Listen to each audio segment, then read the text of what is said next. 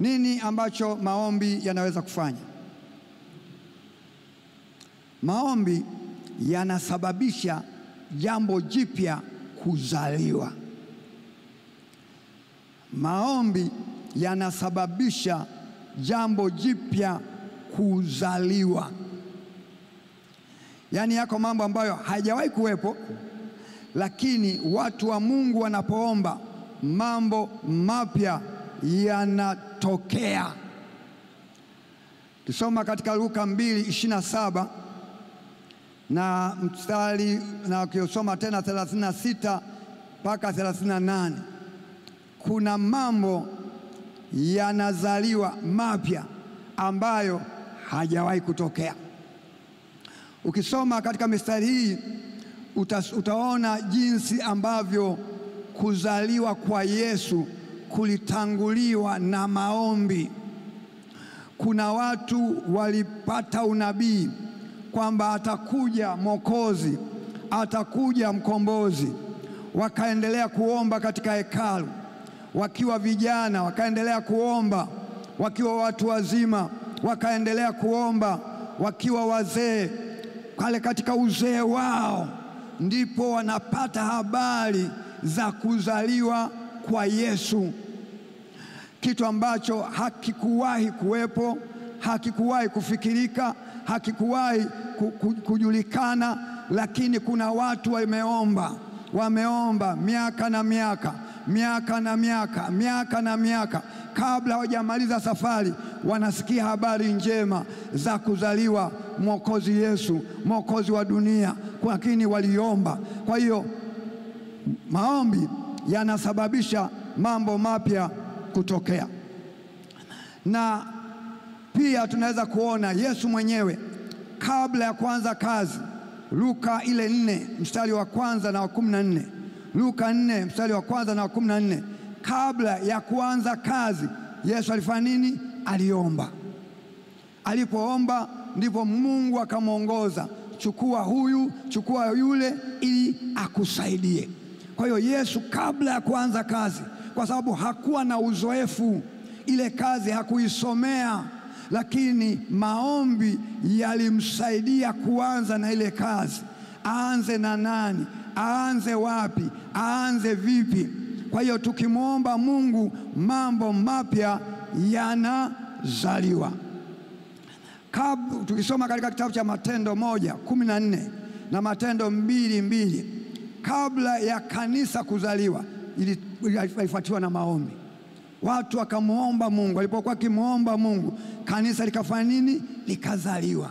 Kwa hiyo kila kitu maombi yanasababisha vitu ambavyo vilikuwa havipo vinatokea.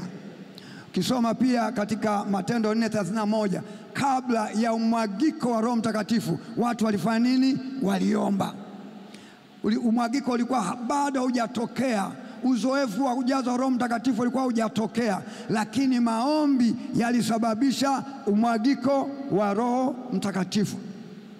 Lakini pia Yakobo 5:18, Elia kabla ya mvua ile kunyesha, maombi yalitangulia. Kwa hiyo maombi yanazalisha vitu vipya. Maombi yanasaidia kuzalisha vitu vipya. Maombi. Sijui historia ya kanisa hili, lakini nakumbuka lile kanisa la zamani la Mgongo wa Tembo. Lile kanisa la zamani la Mgongo wa Tembo, tulisifia sana makanisa yetu kwamba jamani, kuna kanisa kubwa Ubungo. Tulisifia sana kanisa la zamani. Na wale ambao mmekaa muda mrefu hapa, kuna wakati wa ufunguzi, nafikiri wa makao makuu au wakati gani, lakini aliitwa Mheshimiwa hayati Rais Hassan Mwinyi. Naona, kwa hiyo kanisa ambalo lilikuwa na hadhi ya kumpokea Mheshimiwa Rais wa Jamhuri ya Muungano wa wakati ule lilikuwa kanisa la Ubungo, kanisa kubwa. Wala ambao waliliona lile linafanana na kanisa hili? Linafanana hata kidogo? Yani hata kidogo. Sasa imekuwaje? Mambo mapya yanazaliwa kupitia nini? Maombi. Kwanza kwa wakati ule na kwa uchumi wa watu wa Mungu. Uchumi wa watu wa Mungu jamani, siku za nyuma ulikuwa wa chini mno. Kwa hiyo mchungaji kuwa na maono ya kujenga kanisa hili ni kama anasema mambo ya nani ya kurudi kwa Yesu. Yani ni kitu ambacho akifanya nini hakiwezekani. Watu wachache, uchumi wao wa chini. Mchungaji miaka ya nyuma, mchungaji kuwa na baskeli anasifika kwamba mchungaji yule amebarikiwa na Mungu, ana nini? Ana baskeli. Je, unafikiria mchungaji mwenye baskeli anaweza kufikiria kujenga jengo kama hili? Lazima iwe ni nguvu ya maombi. Kanisa hili na jengo hili mpaka tunaliona mpaka linapendeza namna hii, lazima iwe ni nini? Ni nguvu ya maombi. Kinyume cha pale mnasema mchungaji afanye nini? Haiwezekani. Na watu wengine kukiwa na ujenzi wanahama makanisa. Sasa kuwa na jengo zuri kutoka kwenye jengo lile hafifu, lazima iwe ni nguvu ya maombi. Maombi yanasababisha vitu vipya kufanya nini? Kuzaliwa. Na wewe katika maisha yako, iwe kule kazini, iwe katika biashara, iwe katika ndoa, iwe katika huduma, iwe kwa watoto, kuna vitu ambavyo ukimwomba Mungu vinazaliwa. Ukimwomba Mungu vinatokea. Ukitafuta reference unakosa. Lakini ni kitu gani? Ni kitu ambacho Mungu, ulipomwomba Mungu, Mungu akakuongoza kufanya jambo hilo. Ulipomwomba Mungu, Mungu akakuongoza kufanya jambo hilo. Kwa hiyo Mungu, kiomba Mungu anakufalia mambo mapya. Nikiwa mwalimu wa sekondari na mzee wa kanisa na mshahara mdogo wenye mahitaji mengi, mshahara mdogo wa mwalimu wa sekondari, lakini unategemewa na mchungaji. Makanisa yetu yalikuwa na nguvu sana. Kwa hiyo kama kuna wafanyakazi, ina maana nyinyi ndio mnakaa karibu na mchungaji. Mshahara mdogo ulikuwa unategemewa na watoto 4 na mke. Mshahara mdogo ulikuwa unategemewa kanisani. Population ya maskini siku za nyuma ilikuwa ni wengi. Unaenda kumwombea mtu unakuta hana hela ya Panado. Hata kama ulikuwa na bana kale kahela kidogo, huwezi kukabana tena, unatoa kwa ajili ya Panado. Mchungaji akitaka kuja kwenye kikao Dar es Salaam, lazima wazee wa kanisa mfanye kitu cha ziada. Sadaka haitoshi, lazima mchangishane ili mchungaji aje kwenye nini? Kwenye kikao. Kwa hiyo mtumishi wa serikali mshahara mdogo, lakini wahitaji ni wengi. Kule kanisani kukiwa na sherehe ya kina mama, ina maana na wewe japokuwa sio mwanamama, lakini wakina mama wanakufuata uwasaidie. Okay? Kukiwa na sherehe ya vijana, wakijana tena na wewe sio kijana, lakini wakufuata ili uwasaidie. Kwa hiyo mwalimu wa sekondari lakini maskini, kwa sababu yani kale kamshahara kake kanavutwa huku kanavutwa huku kanavutwa huku. Sasa nasema maisha yalikuwa magumu, yalikuwa magumu sana. Na sasa katika kuomba Mungu nisaidie, Mungu nisaidie, Mungu nisaidie. Sasa Mungu akatuambia mimi na mama kwamba mfanye kule Morogoro kuna joto, halafu pia kuna typhoid sana. Kwa sababu ya typhoid sana na inaua wanafunzi, kwa hiyo shule ya sekondari kulikuwa na mfumo wa kuchemsha maji. Kwa hiyo yanachemshwa maji ili watoto wanywe maji ya moto kujikinga na nini? Na typhoid. Maji ya moto kwenye sehemu ya joto yananyweka hayanyweki? Hayanyweki. Kwa hiyo watoto hawanywi maji ya moto. Na ile maji ya kule Morogoro yanatoka mlimani ya baridi halafu matamu. Kwa hiyo watoto wanakunywa maji yale ya bombani. Mungu akaniambia na mama kwamba tuanzishe biashara ya kuuza maji ya viroba. Yaani unafunga kuna mifuko fulani unafunga shilingi 20, senti 20 yale, senti 20. Kwa hiyo tukaanza ile biashara. Halafu najua tulikuwa nafanyaje? Tunakwenda jikoni kwenye maji yaliyochemshwa na shule, tunayachukua halafu tunayafunga kwenye viroba vile, halafu tunayaweka kwenye friji. Okay? Wakati wa chakula tunapeleka kule, watoto wananunua yale maji, wananunua. Sasa zile senti 20 zile zinatupa nguvu, tunapata hela ya mboga, tunapata hela ya sadaka. Halafu nyumba yangu kama mzee wa kanisa ilikuwa na wageni kibao, mpaka watoto wanakuwa na kwazika watoto, na hasa kama ubwabwa umefika, halafu na wapendwa wamejaa pale, watoto wanakwazika, wageni kibao. Kwa hiyo mahitaji makubwa. Sasa ile hela ya maji ile biashara ile ilikuwa na upako. Yaani tukawa napata hela ya sadaka, hela ya fungu la 10, hela ya kuhudumia kwa mchungaji. Unaweza hata kwa mchungaji jioni ukapeleka mkate kwa sababu una hela nini extra. Sasa kama kawaida ya Watanzania wana ile biashara ya kuiga. Baada ya kuona tu Mwalimu Dosa ameshaanzisha pale, halafu watu wanafunzwa na kunywa maji kweli kweli, wake za walimu wote wakaanzisha ile biashara.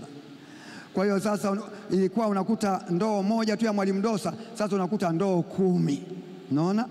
Sasa lakini kulikuwa na tofauti. Wale wanafunzi bila kuambiwa walikuwa wananunua maji yangu kwanza. Kwa hiyo wananunua kwangu. Maji yangu yakiisha sasa ndio wanaweza kufikiria watu wengine. Lakini tena wengine walikuwa waridhiki wasiponiona mimi, wakiona kwamba pale hakuna maji, kwa sababu nilikuwa nakaa pale shuleni, wanakuja nyumbani kuja kuchukua nini? Maji. Unajua kwa nini walijua kufanya hivyo? Kitu kilichozaliwa kwa nini? Kwa maombi. Bwana Yesu asifiwe sana. Baadaye waliposhindwa wakaitisha kikao, wakasema tukae, Bwana, hii biashara ya maji ili tufaidike wote lazima tupeane zamu.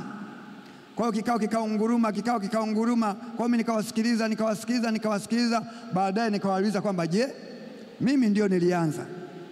Tulifanya kikao gani kuanzisha hii biashara? Jibu ni kwamba hakuna kikao kilichofanyika, ila wamefanya nini? Umenivamia. Basi twende hivyo hivyo. Mlinivamia, basi hakuna cha zamu. Muda wote niliokuwa mwalimu sekondari, watoto wakikosa maji kama tumeishiwa, walikuwa wanafuata wapi? Nyumbani. Je, maombi yanazaa vitu vipya? Bwana Yesu asifiwe sana. Think about yourself. Uko wapi? Na kitu kipya ndio kinakupa soko. Naona unalia, lakini hebu mtafute Mungu katika biashara yako hiyo. Mungu akikuongoza utapata vitu vipya kabisa na ambavyo vitakusaidia. Kwa hiyo mimi na mama, Mungu alitusaidia sana. Kitu ambacho Mungu alituonyesha na hakikuwepo, lakini kikawepo na kikafanya kazi vizuri sana. Lakini pia tena nikiwa hapo katika maisha hayo na kuomba kwa ajili ya Mungu anisaidie kipato. Kuna wakati Mungu alinisaidia. Kuna mpendwa mmoja akanipa ng'ombe wa maziwa, na kule Morogoro kuna majani ya kutosha. Kwa hiyo nilipolisha yule ng'ombe akawa anatoa maziwa vizuri. Lakini kama nilivyosema, Watanzania wana biashara za kuiga. Nikajikuta watu wote kule Mzumbe wana ng'ombe, headmaster ana ng'ombe, mwalimu wa taaluma ana ng'ombe, Mwalimu Dosa, mwalimu wa kawaida ana ng'ombe. Kwa hiyo tunakuwa na maziwa mengi lakini wateja wachache. Sasa tukamwomba Mungu na mama kwamba Mungu, tunakushukuru kwa sababu umetupa huyu ng'ombe, tena ni muujiza wako. Lakini Mungu pia tunakushukuru kwa sababu anafanya vizuri, yaani anatoa maziwa kwa wingi. Tulikuwa na maziwa mengi na mara nyingine, kwa mfano weekend, mengine tulikuwa nakwenda kugawa kwa wanafunzi kwa sababu yalikuwa mengi. Lakini soko sasa watu hawatoshi. Mungu akatuelekeza. Okay? akatuambia watu wote wanaouza maziwa kule Mzumbe, wateja wanakwenda kuchukua maziwa kwao. Sisi tukasema mtu anayetaka kuchukua maziwa kwetu haji kuchukua kwetu, isipokuwa sisi tutampelekea maziwa kwake. Watu wengine waliokuwa nauza maziwa, mtu anaenda na chombo chake cha maziwa kwa mwenye maziwa. Sisi tukasema sisi tutakuwa na vyombo maalum kwa ajili ya kupelekea watu maziwa. Kwa hiyo ukitaka kuchukua maziwa kwetu, huhitaji kuwa na chombo wala uhitaji kuja kwetu, isipokuwa sisi tutakuletea kwa vyombo vyetu na tutakuja kwako. Ile kitu ile watu wakaipenda, akasema tunataka kuchukua maziwa kwa Dosa kwa sababu unakaa nyumbani unaletewa nini? Unaletewa maziwa. Halafu mfumo mwingine Mungu akatongoza kwamba hawa walimu wenzako wa sekondari ni wachovu kama wewe. Kwa hiyo mtu tulikuwa namwambia kwamba ikifika mwisho wa mwezi unaweza kusema kwamba utalipa nusu, halafu nyingine utamalizia. Ile nyenye tena unaposema hivyo kwa mtu mwenye maskini ambaye ana hela kidogo, ikawa nini? Kivutio. Halafu Mungu tena akanionyesha kwamba kila mwezi tunaandika bili. Ile bili ninapoiandika naandika maneno ya Mungu ya kutia moyo, ya kufariji katika ile bili. Watu wakafurahi kwamba bili ya mzee Dosa inaleta na faraja. Kwa hiyo soko langu likawa kubwa. Tulikuwa na kiwanda cha vitabu pale. Kile kiwanda cha vitabu kilikuwa mtu akipeleka tenda wanamlipa baada ya miezi miwili, baada ya miezi mitatu. Kwa hiyo wale masupplier wengine wote wakajivua. Mimi nikaenda kwa manager nikamwambia mimi niko tayari kukupa maziwa kwa mkopo. Akasema utaweza? Kwa sababu naambia headmaster ameacha, mwalimu fulani ameacha. Mimi nikamwambia yule manager kwamba mimi niko tayari kukupa maziwa kama utanipa baada ya mwezi mmoja sawa, miezi miwili sawa, miezi mitatu sawa, kwa sababu nisipoyapeleka kule maziwa ina maana sina maarifa nini pa kuyapeleka.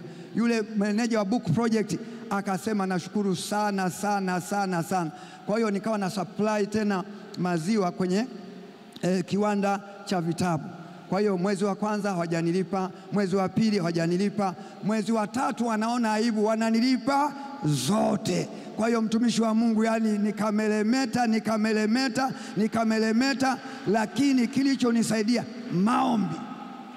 Hakuna mtu ambaye amekufikiri namna hiyo, lakini maombi yakanipa kitu kama hicho. Kwa hiyo mtumishi wa Mungu, najua uko kwenye changamoto mbalimbali. Hebu jisogeze kwa Mungu, anaweza kukuonyesha namna ambayo watu wengine hawajawahi kufikiri, na halafu inaweza kukutoa. Na kwa maana hiyo sasa nikawa na nguvu. Naona ukiwa na nani unakuwa na nguvu. Nilikuwa na kiwanja kule najenga kidogo kidogo, nikawa na nguvu, naona ya kujenga na mambo mengine, kuendelea na kazi ya Mungu, kuendelea. Lakini kilichonisaidia ni nini? Maombi. Maombi yanazaa vitu vipya. Makofi kwa Yesu.